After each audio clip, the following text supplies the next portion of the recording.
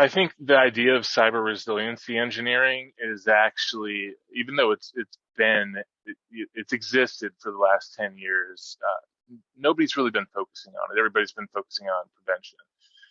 Right now, especially in the last 2 years, I think that corporate America is starting to wake up to the fact that everybody's going to get hacked. And now we need to turn to resilience. MITRE has a cyber resiliency engineering framework. A lot of people don't know it exists.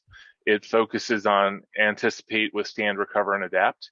And it's really focused on how to bounce back from an attack, how to learn from that attack and take care of the next one that may be coming down the pipe, but how to keep your organization running despite the fact that you're under constant attack.